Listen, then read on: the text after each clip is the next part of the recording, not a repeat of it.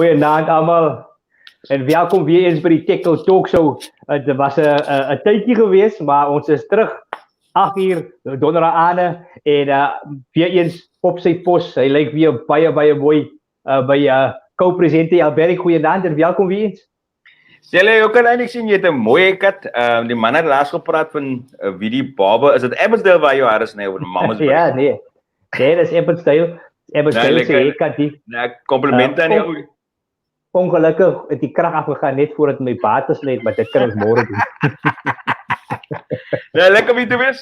Gonna be like we always say, it's gonna be a jam-packed episode. Got a very awesome guest on our show tonight, guys. It's gonna be fantastic. And yeah, we're gonna have some banter as to what transpired over the last weekend with regards to the rugby. So it's gonna be interesting. Yeah, no, for sure. And just allow us to apologize for last week. You know, there are so many factors that impact us when it comes to load shedding. We saw some of your comments saying, you know, julle wil op julle phones kyk, kan ons nie dit aangaan met die show nie, maar ongelukkig, jy weet, daar is soveel faktore. Natuurlik moet ek beligting het, die waar ek sit, Alberg moet beligting het, en dan mees belangrik, ons gaste, baie van hulle is op 'n Wi-Fi netwerk, wat dependent is op krag, en baie van die kere is dit net nie moontlik om op stage 3 en stage 4 veral, raak het verskriklik moeilik vir ons om aan te gaan met die live show, en ek dink dit is wat julle soek. You want a live show, guys, and we don't want to fabricate anything, but we're back live, and we're looking forward to LB. And exactly, I mean, there's Furlough saying how's it, and Furlough, one of our regulars on the show every week, and exactly that. It has been tough, but we're back and we're here, we're live. So guys, drop us messages, let us know your comments. We got a Tekkel mail this week as well. We're going to be showing a bit later on. But yeah, enjoy the show, guys. It's going to be awesome. No, for sure. It's going to be a jam-packed show. Later on, we'll speak about the Springboks beating the Scotland team. Ons gaan 'n bietjie raak aan 'n World Rugby se verdict vroeër hierdie week oor Rassie Erasmus. En dan natuurlik 'n opskudding, die Ire wat die All Blacks sterktes in die bene huis stuur. Alles dit later in ons show. Dit gaan 'n lekker show wees. So kry daai comments in as jy 'n All Black is. Ons gaan nog medelee uitspreek teenoor jou en jou span. Dit was rof, maar die Ire welverdiende wen. LB, we're going to squeeze in 2 weeks. We missed last week. We're going to try and squeeze it in 1 week. And it's going to be jam-packed. But like you said, we have a very interesting guest. A dokter in sy veld. 'n man wat navorsing gaan doen oor die ontstaan van rugby binne in Suid-Afrika. Maar vanaand is hy op die show om bietjie saam met ons te gesels oor die vrystelling van 'n nuwe boek genaamd BlitzBoks. Hy is natuurlik die bekende hier in die Weskus waarvan ek kom, maar ook oral oor in Bloemfontein en Vrystaat maak hy nou naam. Ons is op die show vanaand vir Dr. Hendrik Snyders. Dok, welkom op die show. Is lekker om vir jou hier te hê en welkom op die Têkkel Talk Show live. Gaan seker baie dankie. Ja, nee, baie dankie Hendrik en Alberg. Dit gaan goed met my onder die omstandighede. Met lockdown en alles wat daarmee saamgaan. Maar andersins het ons geen rede om te kla nie. Die wêreld loop, die rugby is aan die gang, daar's lewe en waar lewe is daar hoop. So ja, baie dankie ook vir die geleentheid. Bekende gesig in die rugbykringe en vir die ouens wat daar van my wêreld was, hierself vir Dr. Hendrik Snyders ook onhou met sy betrokkenheid as spanbestuurder by die Boland Cavaliere baie jare terug en natuurlik ook aan 'n boerling van die Weskus, maar ook baie diep spore getrap in sy werksaamhede in die Weskus. So is lekker om vir Dr. Snyders weer op die skerm te hê en kry daai vrae in. Maar voordat ons kom by die boek, Dok, net vir die mense wat nou nie die agtergrond het wat ek het van u, vertel vir ons 'n bietjie meer, waar vanaf kom u, waar is u gebore en waar het u spore getrap voordat u 'n akademiese dokter is? Ja, nee, Hendrik, my wortels lê in die ander, eintlik in die diep Swartland, noord van Piketberg. Soos die Australiërs sal sê, dit is die grond wat tradisioneel behoort het aan die Guriqua, aan die ander kant van die Piketberge. So ek is daar op 'n plaas gebore. Ons is daar na Veldrif toe. Ek het skool gegaan by Western Hoërskool op Vredenburg. Dis my alma mater van daar Universiteit Wes-Kaapland, 'n draai geloop by Universiteit Stellenbosch, by Unisa, by CPUT, selfs by Pretoria en ja, werksgewys, skool gehou vir 10 jaar, in die tronk gewerk vir 6 jaar, by maatskaplike dienste draai geloop, munisipale dienste, rugby en nou is ek in die museumwese. So ja, dis die pad. So is it safe to say met al wat David dokter nog oor gepraat het, is it safe to say you're a doctor of all trades because you've been everywhere?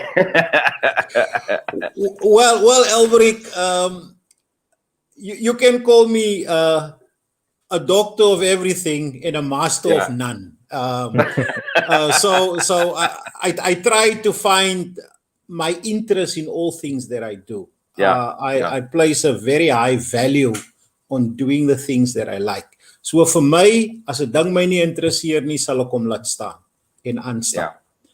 Is vir my beter om my tyd en energie te spandeer aan die goed waaraan ek werklik waar belangstel en wat my werklik waar prikkel en vashou. Awesome. And Doc, before we get into your publication, your latest book that you released, what were some of the most interesting findings? I mean, obviously you've delved very deep into history. What were some of the most interesting findings that maybe our viewers, and we don't want to give too much away because obviously guys go and buy the book and we'll show that in a second. But what are some of the most interesting kind of facts that you might want to share with our viewers? Okay, I think maybe a little bit of background about my research in general before getting into BlitzBoks. I'm driven by the desire to capture and record the history of black rugby in this country, because we are the one group, despite more than 100 years of rugby history, whose history continues to be marginalized, and there is a significant amount of ignorance about where we come from, how long we have been playing this game, and what make us tick in the game of rugby. So, een van die belangrikste bevindinge vir my altans was die feit dat in ons gemeenskappe speel ons rugby al vir meer as 100 jaar. So dis 'n belangrike ding. Die tweede ding wat vir my belangrik is die eerste poging van mense wat nie wit is om oor see te gaan rugby speel, gaan so ver terug soos die laat 19de eeu.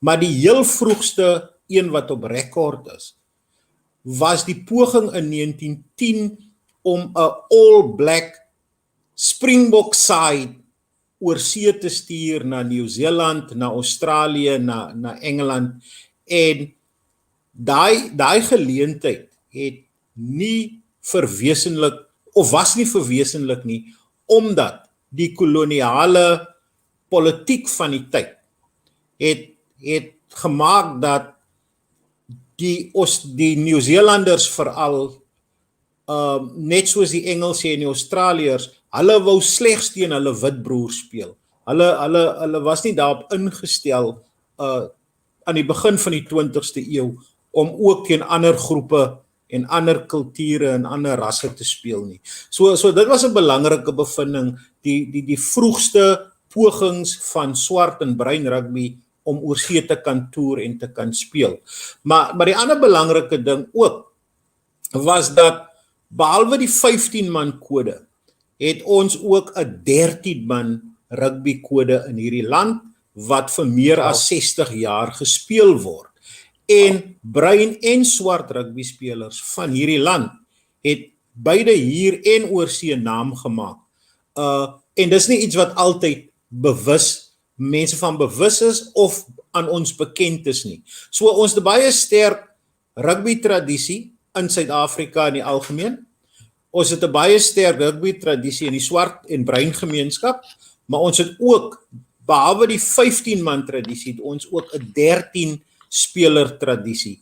En my jongste navorsing het gehandel oor die eerste 25 jaar van vroue rugby in Suid-Afrika.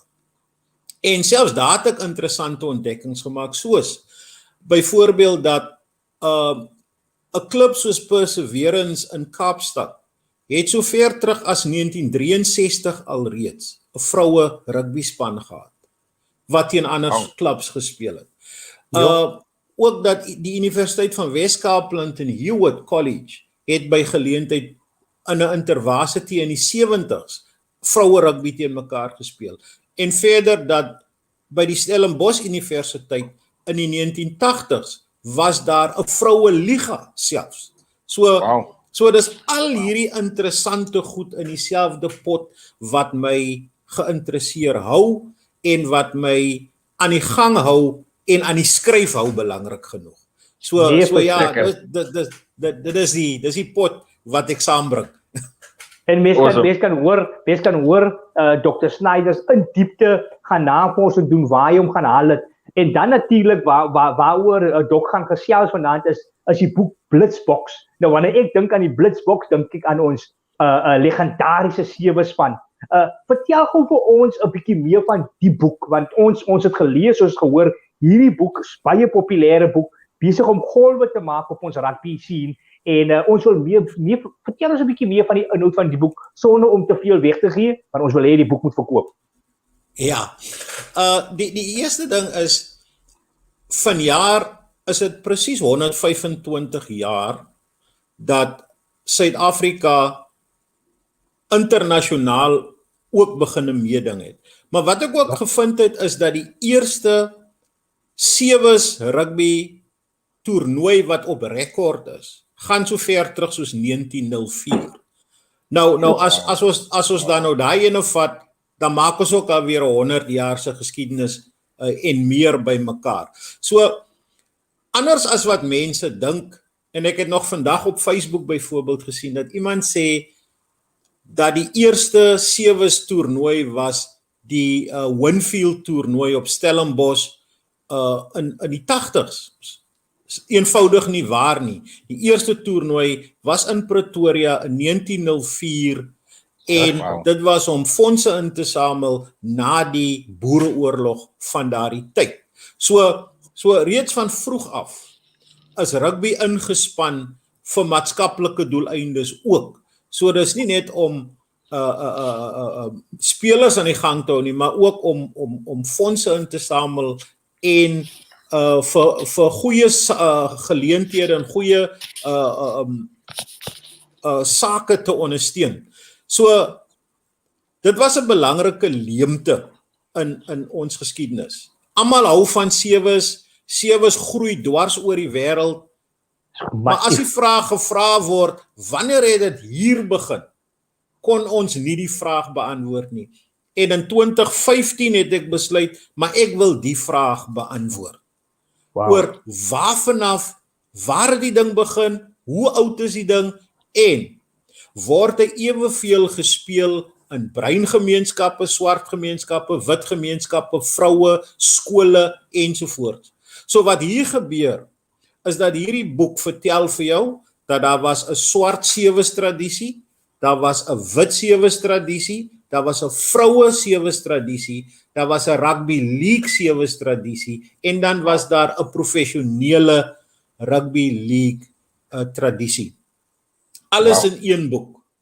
So wat jy nie in die boek sal vind nie, jy sal nie foto's vind nie, want die storie is te groot om nog ruimte te laat vir foto's. Yes. So 'n volgende geleentheid sal dalk meer kon fokus op die sterre van sewes vandag, maar vir nou was dit belangrik vir my om die geskiedenis van die sewes kode vir eens en vir altyd op rekord te plaas. Wow. Well done. Well done. Wow. And Doc, just to, and I need just to add, I mean, I've worked with Doc on projects while you were working at the Springboks Experience Museum. Yes. And I remember one day there was something that was said on Facebook, well, not Facebook, in the media by Steve Hansen a couple of years ago. Steve Hansen, the Zealand coach, ex-coach, and he mentioned something that he said. I think he mentioned something to the effect of what he knows of the culture of rugby in South Africa, that it's a white man's sport, And I remember Doc putting out, I think it's a Facebook status, showing a picture of the Western Province Colored Rugby Club, which actually started before the All Blacks started their union. So that was older. So that was abolished. I mean, not abolished. That was already squashed from the get-go. The fact that he was already misinformed by whoever told him, whether it was, whoever it was back in the day. But that's the kind of knowledge that Doc has. And Doc, just with regards to your book, this must have taken a long time to do. Where do you start, and how long did it take you to actually compile all this information? Yeah, obviously, sources of information is your first problem. Now, normally, you can go to the state archives, because everything that involves civil servants and governments are normally captured in official documents kept by the state or a municipality or a province. So that is an important starting point. But also, what happened in 2012 is that the records of the old South African Rugby Football Board of Danny Craven became readily available to researchers. In the old days, it was a closed thing. You couldn't really access it. So for the first time, I was able to access those records. And those records go back to 1892, which opened a magnificent window on a world that we knew little about. So, obviously then, the official rugby board records became critically important. Then government records becomes important. But because of the fact that, especially black rugby, also has a long tradition in the Kimberley area. So, in my correspondence with a number of organizations, including the De Beers Mining Group, we discover within their archives some correspondence of black and so-called colored rugby administrators having engagement with Cecil John Rhodes and some of the officials of the Rhodes Diamond Company. And within their records, we discovered these records, for example, that says last night on the 19th of August, 1897, the South African Colored Rugby Football Board was established. And then there was another letter in their records that the secretary of the then Colored Board wrote to Cecil John Rhodes asking him to donate a trophy. So wat dan daar gebeur is, ons sluit ook dan nou die deur oop oor waar trofeeë soos die Rhodes trofee vandaf kom, wat vir baie jare tot in 1980 'n belangrike trofee in bruin nie-rassige rugby byvoorbeeld was. So, of course, after you have dealt with all these official records, toe begin die soektog in die ou koerante vanaf die 19de eeu tot in die 20ste eeu. So waar is die koerante? Waar lê dit nou nog? Well, Archives, National Archives seker. Wel, vir enige navorser wat oor sy klubsgeskiedenis byvoorbeeld wil gaan navorsing doen, jy moet na die nasionale biblioteek agter die St. George's Kathedraal byvoorbeeld gaan.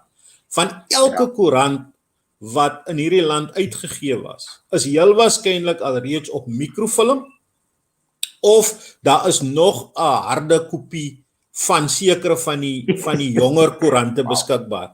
So ek kan byvoorbeeld vir jou sê, Hendrik, dat ek het raak geloop rugby in Abbotsdale en in Malmesbury byvoorbeeld, in sommige van die ou koerante.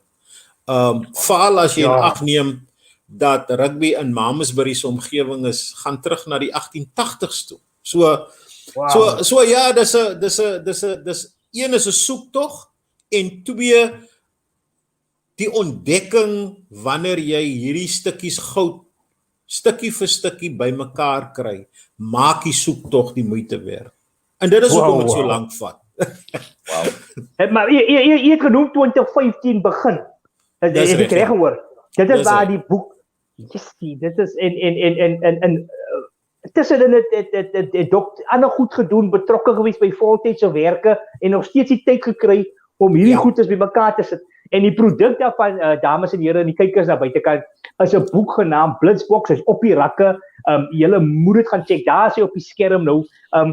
Dit is van die snippets wat Dr. Snyders vir ons gee. En mense kan regtig hoor dat hy werklik waar moeite gedoen het om dit bymekaar te kry. As daar mense is daar so as Nino wat Isaacs van die BlitzBoks is 'n awesome boek. Hy het dit natuurlik gelees. Hy sê well done doc. As daar van julle is wat die boek gelees het of net 'n bietjie wil gesels oor die geskiedenis, laat hy comments op die skerm kom. Ons gaan so van tyd tot tyd dit vlieg. Doc was ook betrokke by die, kom ek sê, die saamstel, maar ook die bestuur van die bekende Suid-Afrikaanse Rugby Museum wat gebaseer was in die V&A Waterfront. Ongelukkig, jy weet, moet ons natuurlik rapporteer vanaand dat die museum bestaan nie meer nie. En daar's natuurlik verskeie redes. Ek dink Doc dat ons generasie, die jonger generasie, het waardering vir die werke wat iemand soos 'n Dr. Snyders doen. Iets soos 'n rugby museum. Hoekom is dit dat hierdie plekke so min besoek word, dat ons nie die liefde en die passie het om natuurlik te waardeer nie? Waar hak dinge? Wel, Hendrik, ek dink ons het 'n Suid-Afrikaanse probleem. Ons het 'n probleem dat ons nie die waarde van ons geskiedenis behoorlik begryp, verstaan en bevorder nie. En daar's ook verskeie redes daarvoor. Jy weet, as ek kyk na wat op sosiale media en Facebook aangaan, dan wil ek soms gril oor die verdraaiing van die waarheid oor baie van ons se geskiedenis, maar jy wil nie altyd slim Jan speel nie. Want mense hou nie daarvan om baie keer uitgewys te word dat hulle inderdaad gejaag word. Ja, so ons het 'n krisis as ons nie moeite gaan maak om vir ons kinders en hulle se kinders 'n rekord agter te laat oor wat vooraf gebeur het nie. As ek net vlugtig na 'n paar van die ikone kan verwys. Iemand soos Kasim Jabbar, groot WP, SARU en South African Coloured Boards nasionale speler. Sommige mense wil mos nou nie hy moet Springbok genoem word nie. Maar die embleem waaronder hy gespeel het 'n Springbok opgehad. Inderwaarheid, die embleem waaronder Kasim sy naam gemaak het, is 'n embleem wat in so ver terug soos 1939 bestaan het uit 'n Springbok wat oor 'n rugbybal spring, lank voor blank Suid-Afrika daai embleem in daai vorm gebruik het. Die tweede weergawe van daai embleem was die embleem wat die ou SARU toegebruik het, met die koning Protea en die twee Springbokkoppe. So hoe jy daarna kyk, dit bly 'n Springbok. As jy dan kyk na die SARU onder 23 embleem, dan bestaan dit uit die Springbokkop en 'n ry van 3 Proteas. Ons het nou die geval toe die Marat jongman 2-3 weke gelede na die Springbok span opgeroep is om ek dink is die 8ste Murat te word wat 'n Springbok trui gaan dra. Toe het sommige mense 'n probleem daarmee. Want hy kan nou nie 'n Springbok genoem word nie. Hy moet nou 'n nasionale speler genoem word. Hy is 'n nasionale speler. Moenie 'n fout maak nie. Maar kan ons die geskiedenis vandag uitvee? Dat baie van ons voorgangers onder die Springbok embleem hulle beste vertonings gelewer het. Voordat daar luiperds was hulle, het hulle self genoem, die African Springboks. Wow. So dit is vandag populêr om 'n posisie in te neem en ek het geen probleem dat mense die All Blacks ondersteun nie. Hulle moet dit net nie polities probeer verduidelik nie. Want die All Blacks volgens die rekord wat ons het, was die getroue bondgenoot en vernoot van apartheid rugby. So ons moet ook nie maak asof die All Blacks of New Zealand rugby onskuldig is nie. En ek worstel soms met daai verdraaiing van die feite van die saak. Maar wat vir ons belangrik is, ons moet ook vir ons mense vertel en vir die wyeer wêreld vertel, waarom is dit dat die All Black so na in die hart van sekere ondersteuners in hierdie land lê. En daar is 'n politieke geskiedenis daagter. En sover ek weet, is daar tot dusver net een studie gedoen oor All Black ondersteuning in Suid-Afrika. En dit was 'n akademiese artikel. Terwyl as ons op die geskiedenis se spoor terugloop, kan ons vir jong All Black ondersteuners sê, ja, daar is 'n tradisie van All Black ondersteuning in Suid-Afrika, wat so ver teruggaan soos 1921. In feite, ek het 'n verwysing raak geloop tydens die Anglo-Boereoorlog tydens 1899-1902, waar die Nieu-Seelandse soldate 'n wedstryd speel in Pretoria. En by die wedstryd, hulle het gespeel teen Pretoria tydens die oorlog. En by die wedstryd, tussen al die mense met die ligte velkleur, is daar een swart ou. En toe die een groep van die mense vir Pretoria aanmoedig en sê, Pretoria, you go. Toe sê die swart ou van hierdie kant af, I corner. So inderwaarheid is die eerste nie blanke All Black ondersteuner alreeds in die laat 19de eeu geïdentifiseer. Deur sy reaksie op 'n blanke ondersteuner wat sê, Pretoria, you go, beat the Maori landers. En hierdie ou van hierdie kant af sê, I corner, julle sal nie hierdie ouens kan wen nie. So, weer eens, as 'n lang geskiedenis, wat volledig vertel moet word, en nie verwring moet word nie. En dis die geveg, wat ek as 'n historikus baie keer het, wanneer ek met die feite van die saak werk. Ons wil almal, omdat ons uit apartheid kom, voel mense baie keer, ons moet nie mooi dinge van ons stryd vertel.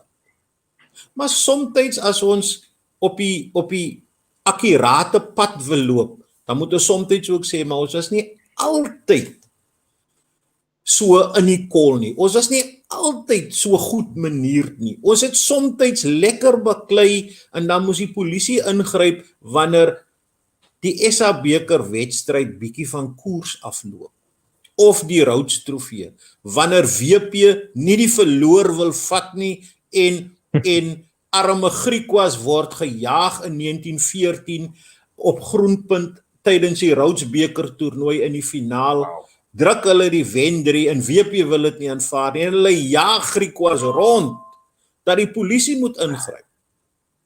En as jy het vandag vir sommige van die oud WP manne sê, dan gaan hulle vir jou sê, julle het 'n probleem met ons. Julle is dit en dat, ja. So die geskiedenis is nie altyd 'n goeie bondgenoot nie, want hy gaan ook vir jou sê, ons het droog gemaak. Ons het nie altyd gehandel soos wat van ons verwag is nie. Maar die geskiedenis kan nie uitgevee word nie. En ons het te veel pogings vandag. As ons hom nie kan uitvee nie, dan wil ons hom so 'n bietjie skuins draai, dat hy nou beter klink. Maar dit is 'n feit dat daar was 'n tyd dat die Springbok nie vir ons mense van 'n donker kleur was nie. Maar daar was ook bewyse dat ons ten alle koste die Springbok soms wil omarm het. Ons skuld dit vir ons kinders vandag, dat solank as wat Suid-Afrika in die internasionale arena kompeteer, dat ons moet seker maak dat die nuwe geslag nie net weet waarvanaf ons kom nie, maar ook weet waantoe ons op pad is. Want vandag is 'n sport deel van 'n nasie se identiteit. So elkeen van ons as Suid-Afrikaners moet help om daai identiteit uit te bou. En ons kan dit net doen as ons geskiedenis op die punte van ons vingers het. En dan moet daar nie gapings in die geskiedenis wees nie. Ons moet weet wat is ons rugby verhaal. Ons moet weet wat is ons netbal verhaal. Ons moet weet wat is ons hokkie verhaal. Wat is ons swem, cricket, sokker, selfs klawerjas. Ek werk op die oomblik aan 'n stuk navorsing oor die geskiedenis van klawerjas in hierdie land. En kom ek trek sommer net vinnig daai ene by. Byvoorbeeld, ek het ontdek dat die South Peninsula Klawerjas Unie, wat in 1946 gestig was gestig voordat daar in Holland die Nederlandse Klawerjas Federasie gestig was. Hulle is eers gestig in 1972. Wow.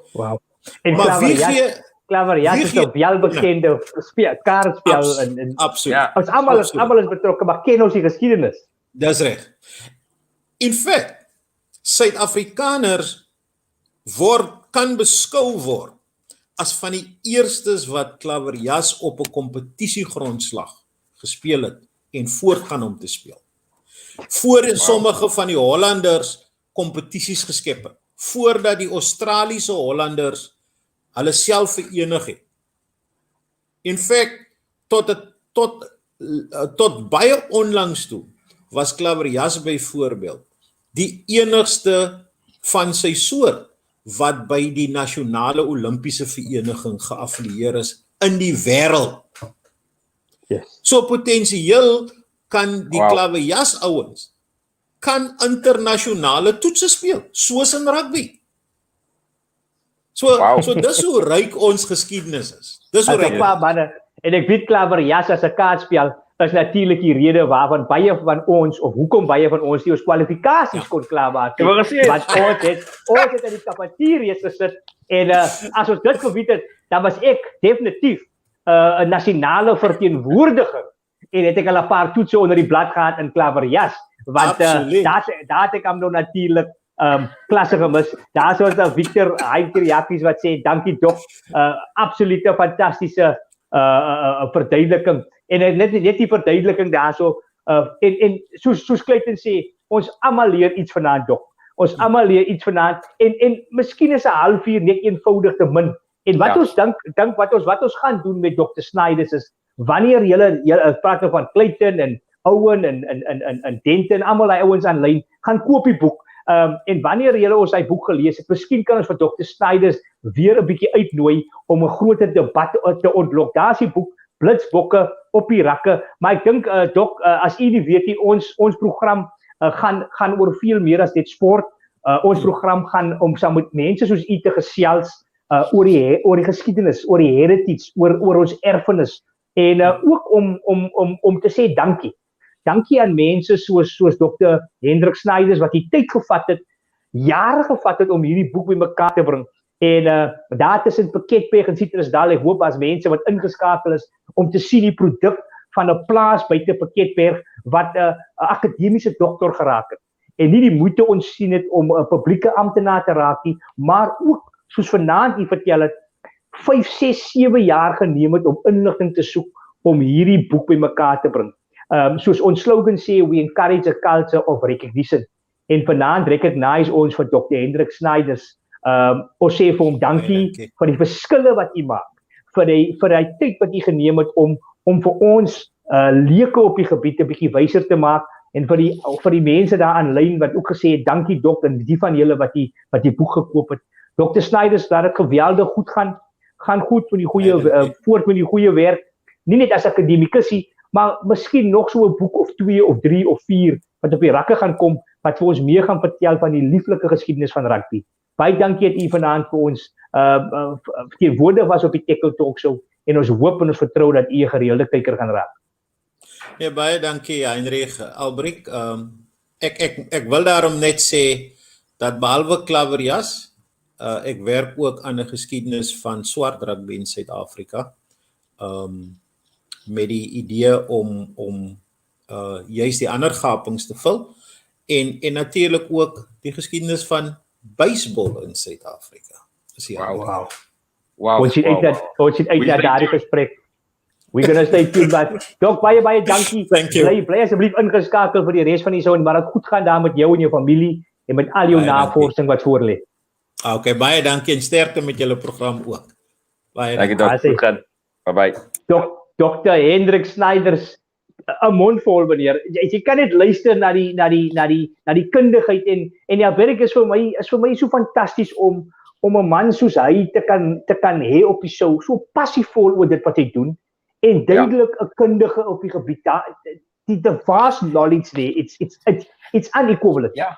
No, and we didn't mention it. I mean, he's got a huge knowledge on rugby league in South Africa as well. I mean, that's another part of history, and there's something we have to have a few episodes just to listen to all that knowledge.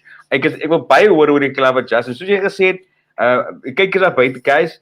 Klawerjas is nie op IWK gestig. Dis glad nie IWK se cafeteria gestig, guys. Asseblief. We had a man that knows his facts, please.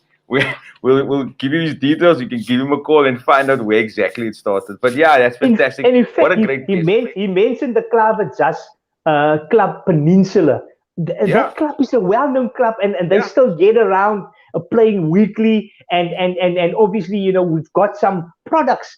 So interesting. Samantha also is just saying so interesting. And we really wanted to have him on the show for much longer, but we just realized that we should get him on the show, give him an hour to tell us about the history of rugby, where the All Blacks come from, and for us also to go out and buy that book, the BlitzBoks book, obviously on the shelves, but it certainly is going to be very, very nice to read. Yeah, if my wife is watching, my Christmas stocking is big enough for this book, so please. Wow. You know what to get me for Christmas. Verseker. Weer eens baie dankie Dr. Hendrik Snyders. Dit was nou insiggewend en dit lekker om met so oud te gesels en so seker dat hy binnekort weer vir ons daar so om die vuursam dok om 'n dopie te lekker gaan lekker wees en ek stem saam met Clayton. Dit is 'n lekker aand se gesels en 'n ou wat weet definitief waarvan hy praat. Ons natuurlik beweeg aan die werk en ons kom by die interessante gedeelte van die program. Ons het natuurlik die Autumn Rugby Championships, 'n bietjie gekyk die internationals en reg van die eerste week af was dit baie interessant en ek dink ek en jy het van lyn af gesê as daar 2 groot wedstryde is wat ons gaan na uitsien, is dit die wedstryd tussen Ierland en die All Blacks. Ons het gesê dit gaan 'n titaniese stryd wees en dan natuurlik het ons definitief as Springbok ondersteuners uitgesien na hierdie naweek se ene Eddie Jones se Engelse wat gaan speel teen Jack Ninaber se Springbokke. Dit gaan 'n riller van 'n wedstryd wees. Daar's bad blood tussen hierdie spanne, veral nadat World Rugby hierdie week 'n verdict uitgelaat het oor hoe hulle voel Rassie Erasmus moet gestraf word. Jou opinie oor dit, LB? I have I think I had a lot to say on Facebook. I think I mentioned on Facebook, on Twitter that I think even the decision to snub guys like even Etzebeth for world play. In fact, there's no SA rugby players. I think I mentioned on Twitter that's the 27th reason why why world rugby can be very ridiculous at times. And it's just sad to see how it goes. And how it played out just seems like it's a bit of bad blood. But just quickly look at the results from the past weekend. Like you mentioned, the Irish game. We actually said that will be a three-way Southern Hemisphere win for South Africa, New Zealand, and Australia. Of course, it didn't happen so. And the surprise for us, for example, was Ireland. I mean, I thought they would probably keep up for 20, 30 minutes and then All Blacks will run away with him.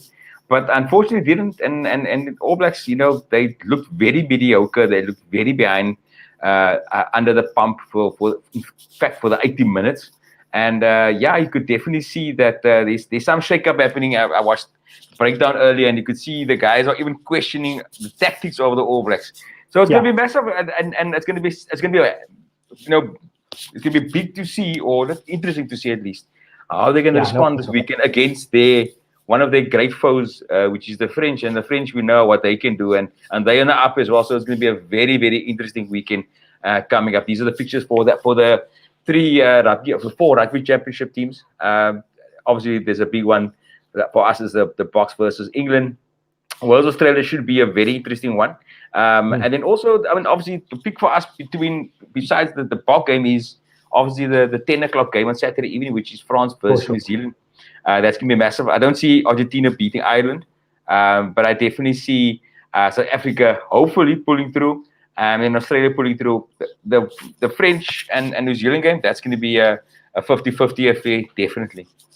Yeah, no, for sure. And I think, a lot of our viewers, especially the All Black supporters, and I read a lot about the media now, they're saying, is Foster the guy to take the All Blacks forward? I want to mention something.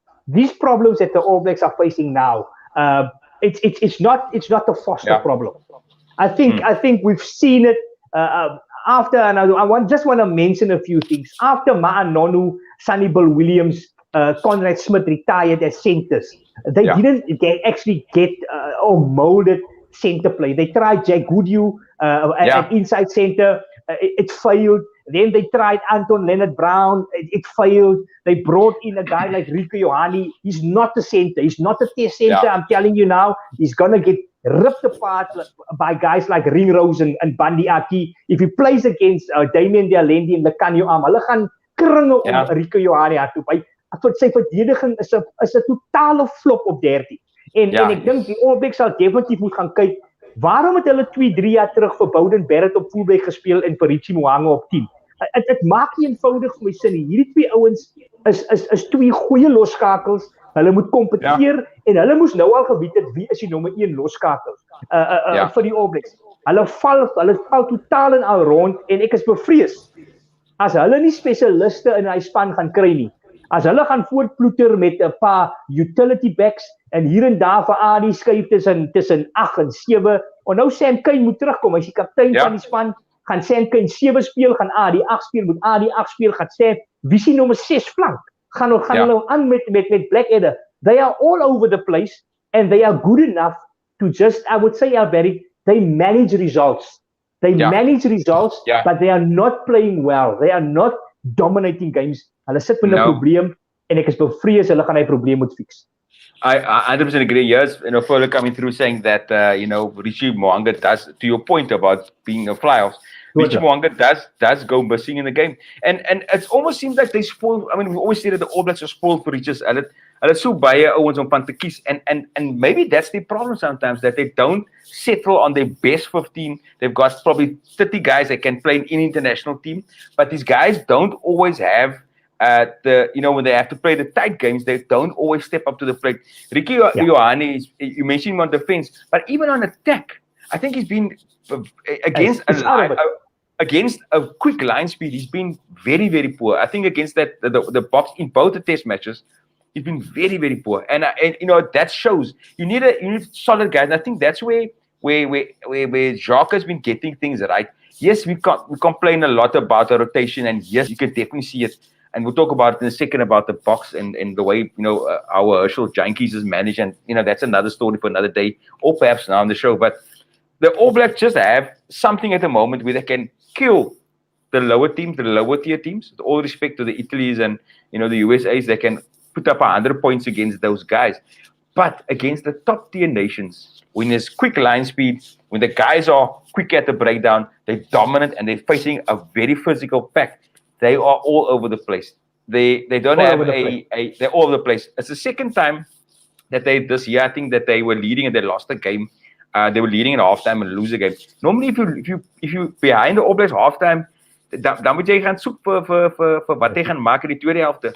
And they've just been able to lose those games and spectacularly against Ireland to the point. And I'll put this out there that put Ireland in against the All Blacks in a packed Wellington, Cape Town, or whether it's Auckland, it will be a different story.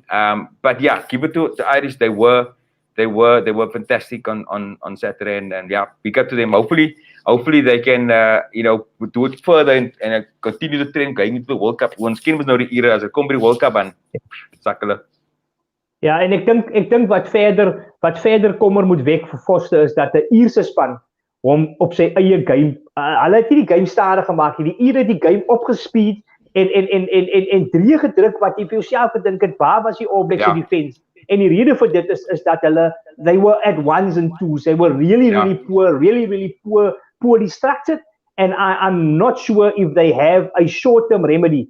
They need to groom better inside halves. En daar pleit in wat sê die All Blacks is in die shops na Kaat en McCaw die All Blacks goed gemaak het. Maar ek wil amper sê dat jy weet jy kan nie regtig waar ek wil nou net praat op die center. Hulle het syns tussen 12 en 13 soos dag en nag. 'n 12 center vir my, 'n 12 center vir my het 'n totale ander skill set as 'n 13 center. In my opinie moet 'n 12 makliker kan skuif van tussen 12 na 10 toe as tussen 12 na 13. Selfs op verdediging het die 13 center, die buitesenter, die wing en dan die vleuel wat hy moet. So jou verdediging tydsberekening as jy kyk na Lucanio aan, 'n Gary Ringrose, jy kyk na 'n speler soos wat sê jy buitesenter van Wallace Davies, wat 'n spesialis buitesenter is. Kan jy sien die ouens verstaan die setup. En ek is jammer vir Rico Johani want hy kies homself daar nie. Maar hy is besig om homself uit sy vorm uit te speel. En dit is jammer vir die All Blacks, maar in dieselfde asem wil ek sê ek voel jammer vir die Franse hierdie naweek. Ons weet wat 'n gekweste All Blacks span gaan maak. Yes, They're not going to lose twice in a row. I'm going to be surprised, and they might just take out their frustration on a young French team. The France team, if they are not on their game, they might be in trouble. Yeah, the French have been fantastic, against their Six Nation rivals, but come playing against Southern Hemisphere with some other other kind of play, the All Blacks do bring it in this match. Then they're definitely gonna be up against it. I think there's a big chance for the All Blacks, number one, to right the wrong of last week and to show that they're the All Blacks at the end of the day. But also just to kind of put their structures almost at peace, because at the moment, if you listen to what's happening on social media, there's this big question marks around being asked over Ian Foster and his appointment and looking at the Robinson already and those kind of stuff. It just shows that there's a vulnerable thing happening. There could be the bullies, like I mentioned earlier, for the smaller sides, but on the bigs, they have to measure themselves against the teams like France, Ireland, South Africa, etc., England, etc. To your point about the centers, Conrad Smith, if you look at the inside row and Conrad and Nondo over the years, they were fantastic. They really dominated us because, number one, they understood each other, but they were very specific on their roles. Like you mentioned, they've been chopping and changing centers left, right, and these guys haven't been able to cement themselves, firstly. And then you also look at what happened, and if you amper het die manne nie geleer van die laaste World Cup toe hulle vir Lou Mapi weggooi. En 'n ou soos dit wat miskien net hy solid, it's that kind of solid for a center play that you would expect, from a center, that he will bring that to the play. But none of his plays, Gudu hasn't done it. Johani hasn't. Avili has been. Avili was a brilliant center. And now, he's a center, and now he's dropped. Yeah. Very, very poor. They're magnificent players, one-on-one individual. They've got brilliant skills. But in a setup where they have specific roles, I mean, we could see in that first test match against the Boks, the way they were running on each other and almost clumsily, not knowing what to do with a quick line speed. That just shows the inexperience in the position, and I think they were really thrown in the deep end with that. Yeah, for sure. Keep those comments coming. We want to hear from you. What do you think? Will the All Blacks be able to bounce back? Are they good enough to get a team ready? Irish, obviously, Ivan saying the Irish and the Springboks dominated up up front against the All Blacks, and when they struggle up front, you struggle to win the game. And the other thing is, and Ivan is touching on, they are struggling in their set pieces. Yeah. Now, if the struggles is scrum wise, and that is what Ivan is saying, normally you had the All Blacks going backward, maar Kieran Reid het die bal opgetel, hy gee vir Aaron Smith gee vir Carter gee vir Nonu. Even skielik het hulle 'n strike play, they can play from there, and boom, they get it wide. Either Israel Dag, Julian Savia, they would rip you apart. And that is experience. That is what we are talking about. Now you see a All Black side, they throw the line out, it's messy. TJ Perenara, van een gemors na die ander gemors na Bowden Barrett paas vir Johanni, en voor jy weet, hardloop arme Jordan oor die kantlyn, en het lyk net, het lyk disorientated. It's not All Black. It's not All Black like. It's not All Black like. It's not All Black like, and they need to fix it. Moving on, Barrick, we need to touch before we wrap it up. The big game, the Springboks against the mighty English. Daar so in Engeland, dit gaan nie maklik wees nie. Dit gaan nie maklik wees nie. Vir verskeie redes. Die Engelse was nie oortuigend in Australië nie, maar op die einde van die dag het hulle vir Australië gemaklik gewen. Ek wil nou amper gesê het enige span wen vir Australië te Pacific, maar Australië het ons 2 keer gewen. So kom Ja, wow. Just comment. Dis nou nie Australiese span wat mense gaan skrik maak nie. Maar baie gesê, Engelse span, dink ek het die Engelse span vanmiddag gesien wat Eddie Jones in die veld skoot. Die bokke gaan hulle sorry moet gee. Yeah, I think I mentioned to you earlier today the fact that there's a lot of young players that Eddie kind of, we brought in a lot of young players into the squad. When he mentioned this, when he brought up the squad in the beginning of the series. And I think there'll be players that will want to show themselves, they want to prove themselves. There'll be players that will see that there's opportunity for once that Farrell isn't playing, Owen Farrell not playing, which is a massive blow. And there's opportunity for me to, step into that role and make a name. I think before you just one thing I want to touch on, just with regards to the All Blacks, sorry, before we go on. Yeah. There's that mediocrity that we speak about the All Blacks as happening right now. And you speak about what the Boks are doing, and that's why I'm bringing it back to Springboks now, is they've got players that know their role. They've got Malcolm Marx that comes on that knows his role. They've got Bongi that knows what he must do for 40 minutes or 59 minutes. They've got all these players knowing exactly their roles. In the All Black setup, you have Têkkel sitting on the wing, for example. You have, a guy like Blackadder, whatever, not doing the work that we know a Peter Stepp should do or a Siya Kolisi should do. And that's what's the Boks are doing pretty well now at the moment, is they've got these players that know their roles so well. I mean, for us, 5 years ago, when Damon the Elder touched the ball, we were like, what's he going to do? Is he going to knock it on? Now, he's just a solid player. He's an all-rounded, well player. I mean, this weekend, the way he opened up that line for Mampimpi's try, which is fantastic to see how he actually took it on and not just running and bashing it up front. And I think that's what I think they should be sticking to what they do best. This is the last game of the season. Make sure that you hit it with all your might. Make sure you hit the rucks with the fastest speed that you can. And I'm very sure if we can keep the English up to a level score for 60 minutes, the game will be ours. Yeah, no, for sure. And if you are listening, I hope some of the Springbok influencers are listening. I'm telling you now, listen to Eddie Jones's press conferences. The English will go wide against the Springboks. I'm putting my last dollar on it. They are not going to take us up front. Eddie now mentioned in the press conference, you are underestimating my pack of forwards. Who tells you that my pack of forward is weak? I'm telling you, the team that he selected is going to play it wide. He selected that young flyer at number 10. He's got a brilliant fullback. And Manu Tuolangi, obviously, he will carry a few balls like Farrell carried, but the English is going to take it wide. I can guarantee you they're going to try and test us in the wide channels. However, they are not going to have the muscle to dominate the Springboks up front. No. I must give all credit to Scotland. To Scotland. Ek het nog lank gesien. Ja? Dat hy 2-3. Behalve die 2-3, the Springboks couldn't move their scrum. There were times where Bongi them obviously won penalties. But did you see when the times that they actually scrummed us, they were very, very solid. And the times they collapsed, we actually got the penalties, and that is where Bongi and Trevor and Ox obviously got the credit.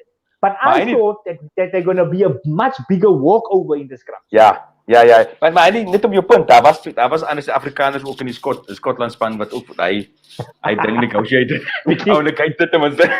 Maar ja, look, the Scottish had and Finn Russell, we spoke about it for a long while. Finn Russell is a player that's phenomenal. He knows when to move a ball. He wasn't that great this week. There was one or two things he was iffy. But I think the fact that he could find that space on the outside and send Hog away, or make sure that there was play. That's the kind of play that would actually break our defense. We spoke about it before. That playing out wide, the 1 or 2 passes that skips a player on the one of our players on rush, and we can skip that and make sure that another player gets the ball. Then we are in trouble. And that was definitely seen by the tries this last weekend. Well, that said, we spoke about Herschel Jankies earlier, and it's sad to see, and I'm going to put this at Rassie, Jacques Nienamer's door. The fact that Herschel, we know what the player he is. I put it down to game time. He's a great player. We know what he can do, but the fact that he has so little game time over the past, 9 months or how long we're playing rugby this year, just shows that it lacked in him. I think he should have had an extra 20, 30 minutes. He should have started a couple of games where we could and made sure that he cements himself, and that when a Faf does get injured, then he will be able to take over the role. Because at the moment, he's just not, the Herschel Jankies we know that he can play. Yeah, no, and I wanna obviously latch onto that. The moment he started struggling with the box kicks, there needs to be a plan B. We know it's not Herschel's natural game, but obviously he needs to be able to fit into the game plan that Nina and Dion and Stick wants to play. Now, it was clear in the first 20 minutes that he was struggling. Yeah. Now, for me, the answer is not necessarily to take the scrum off, because it's not good game management. But we must be able to say, listen now, let's try something else. If we want to kick, let's kick from 10. Obviously, Mapimpi and the wing will be in front of the 10 now. But you need to have a plan B, because it was clear that Herschel was struggling for time. He was rushed. He could not get the kicks away. And still, there was no message coming that Herschel just leave it. Player to Elton. Elton stands closer. He tries and knocks it out. And at the end of the day, they had to make the sub at halftime, and it's really, really sad. We've also got, Willie gaan die roos skeer met sy counters. Nog oor wat baie kritiek kry. Ek persoonlik dink Willie is 'n goeie speler, maar ek dink hy's 'n bietjie lank in die tand. Ek wil nou weet hoe lank moet hy nou swak speel voor hy gedrop word. En dan as daar mense wat sê, look at the 2 tries. Ek bedoel, it's 2 passes, man. But if you look at the cons, he's really playing poor rugby. And I'm surely kan nou ons fasie of Warrie. Nee, Warrie kan nie swakker wees nie. Ja, Berry. Warrie kan nie swakker wees as Willie, al word hy betaal nie. Verstaan nie? So ons moet ook die narratief. Ons moet ook sommige tye vir onsself sê, jy weet, die media speel ons so 'n bietjie. Willie is a good player. He's got the razzle dazzle, he's got the X factor. Maar Warrie kan nie slegter wees nie. Al speel Warrie met 'n besering, Warrie kan beter as wat ons die laaste maand het. No, for sure. I mean, you could see the way, the speed he took out. I think one of the rucks, he took out the ball. I think Herschel was down. He took the ball out, but he was so slow in taking it or passing it that he knocked the ball on, and it felt so school rugby like. When I was like, this is not Willie, man. We know Willie made some silly mistakes over the years, but just for 60 minutes, how long did he play? 60 minutes? He was just nowhere, man. And I mean, that's one player short. It's literally the box playing with 14 players against another team, and that's sad to see. Willie, we know he has the class, but it's time to give the younger guys, again, to what was said earlier, give the Fussies a chance, more game, give them game time, give Jankies game time. That's all we ask for. Even Kobus Reinach, we know what a brilliant player he is. And the lucky thing about Kobus is he went back after the rugby championship. He went back to England, and he played his rugby there for the Saints. And at least he had some game time where Herschel stayed with the squad, was in quarantine, and just didn't have that opportunity to make sure that he can cement himself and show what he's really worth. No, for sure. Keep those comments coming, guys. What we want to know from you tonight, and obviously leading up to Saturday, we will have something short just before the big England game on Saturday. We will just chat with you once again. But what we want to know is, what do you think is going to happen on Saturday? Het die bokke dit in hulle? Natuurlijk is die bokke bitter kwaad vir World Rugby. Ja. En hulle gaan probeer om daai te gebruik as motivering. Kan die bokke die Engelse klop, of is die Engelse net te sterk om die bokke te klop? Ja, wie? Your opinion? Put it on. Box by 5. Box by 5. And it has to be.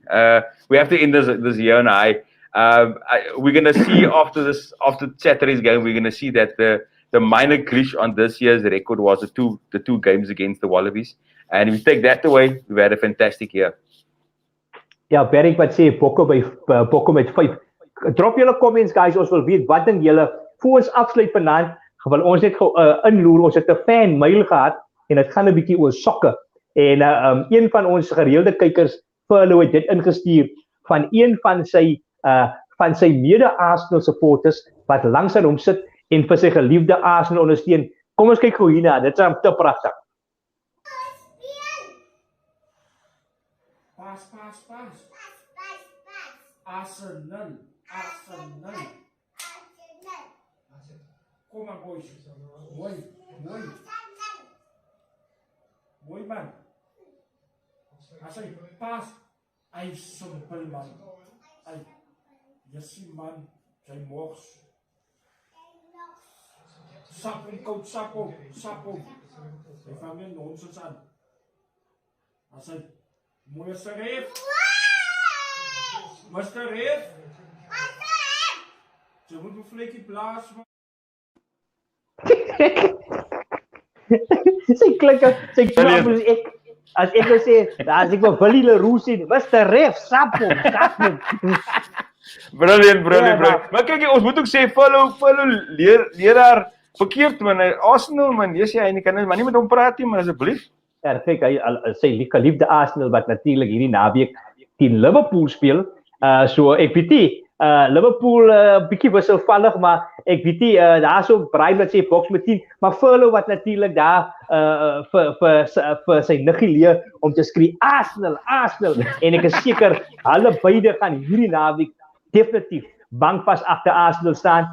Natuurlijk is daar Premier Liga ook, LB, wat ons volgende week 'n bietjie gaan oor gesels. Maar natuurlijk, ons het al amper oor 'n uur wat ons besig is. Ons het lekker gesels met Dr. Hendrik Snyders en dan almal wat ingeskakel het, wat opgekom het om 'n bietjie te gesels oor die All Blacks in Ierland en ook die Engeland teen Suid-Afrika se toets wat voorlê. Dan net weer die reminder, die Old Boy Six Society van Swartland Hoërskool, die Têkkel Talk Show gaan natuurlik live daar so wees op die 4de Desember. Ons hoop om vir julle almal daar te sê, kom skud 'n bietjie blad saam met ons en wie weet, miskien kan ons 'n interview of twee saam met jou gesels. Ons wil al die manne wat gereeld inskakel op 'n donderdag wil ons by die event sien. Dit is natuurlik in Mamesbrief. En daar so is die WhatsApp nommer weer eens. Yeah, guys, please don't forget to drop us your messages. Let us know who you guys supporting this week. What's your score as well? If you didn't get a chance tonight to let us know in the comment section, we'll definitely fly to next week. And yeah, send us your pictures. We're keen to see what you guys are up to this weekend. Yeah, and for alles jy 'n video het, if you have a video like Furlough's where you have just having some fun backing the Springboks, backing the All Blacks. Kyk daar so Ashley wat sê, Jessie, ek moet met Furlough praat. Maar lyk my Ashley self staan daar met 'n Man United jersey, maar ek moet met Furlough praat, so is 'n bietjie te persinnig daar Ashley. Maar ook natuurlik Ashley is stoere Springbok supporter. Maar guys, dit was lekker om weer met julle te gesels, maar ons weer eens groet ons op 'n somber noot. Ons het natuurlik een van ons groot Afrikaanse kunstenaars hierdie week verloor. In feite gister het ons die nuus gekry dat Teens Jordaan afgesterf het. En almal van ons seker 'n liedjie of twee van Teens Jordaan geluister. En ons wil maar net vir Teens Jordaan se familie sê, hier van die Têkkel Talk Show af, ons dink aan hulle en almal sy liefhebbers, almal van die wat van sy musiek gehou het, ons weet, dit is natuurlik 'n harde slag, so sterkte aan almal van julle wat Teens geken het, wat vir hom lief was, en ons medelee hier van die Têkkel Talk Show af, aan sy familie, sy vriende en naasbestaandes. Met dit LB, @Tekkel Chat op YouTube, op Facebook, op Twitter. Ons gaan Saterdag so vlugtig met ons luisteraars weer gesels net voor hy Engelse wedstryd, maar vir nou 'n oomblik van stilte vir een van ons groot geeste in die Afrikaanse musiekbedryf, Teens Jordan. En met dit groet ons. Totsiens.